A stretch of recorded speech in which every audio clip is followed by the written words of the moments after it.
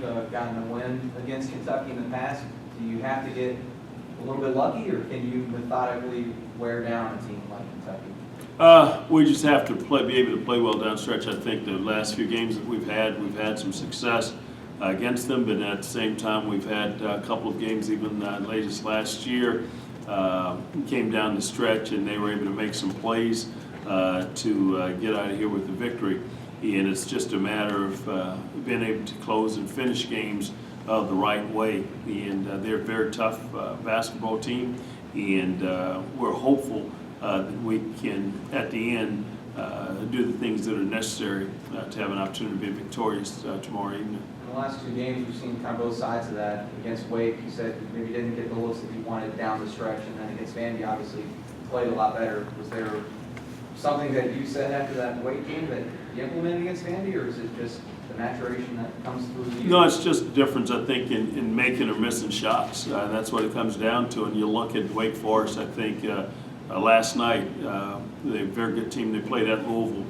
They wind up missing some shots down the stretch where they knocked down two huge threes against us that were difference makers.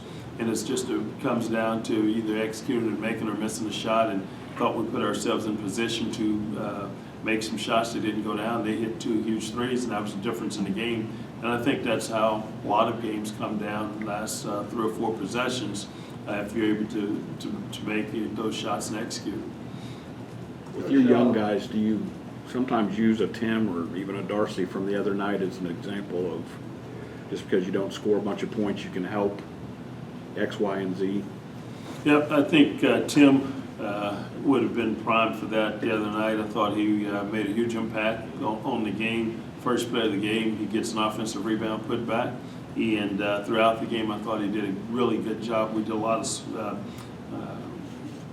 things different defensively, and I thought he was a key part of that in our win the other night. Dorsey gave us some good quality minutes as well, and I thought Josh Gray came in and did an excellent job of giving us some positive minutes out on the floor, especially on the perimeter, against a very high efficient basketball team.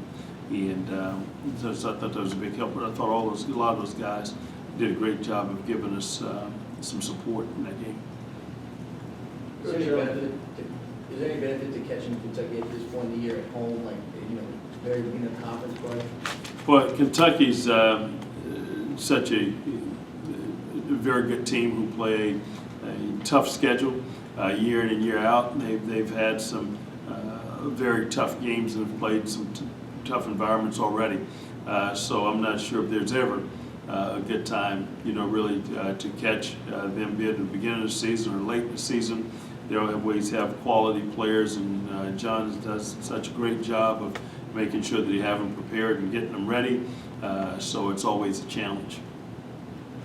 Coach, with your win Saturday, Kentucky, you got Oklahoma coming up, and this thing kind of go in the other direction now? You guys kind of head in the right direction? Yep, I can tell you, I probably am not sure what other direction. We're sitting there, I think, 7-5, and certainly wish we could have been undefeated at the time, but I always saw some good things and some positive things with this team, even with some of the setbacks that we had.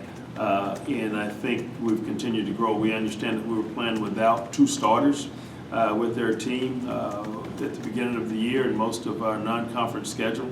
And we feel like since those guys have been on board, we've had 1 setback, and it was in a very competitive environment with a very good team. So in knowing those things, we know that, again, that it's a journey, it's a process for us, and we've had to go through some tough things, and we certainly would have loved to have played better without those guys. But the truth of the matter is, we've played a good enough schedule against certain teams that you need your full complement of players to have success at the rate that we would have liked to have had it, and we didn't, but we feel good about where we are and what we're doing.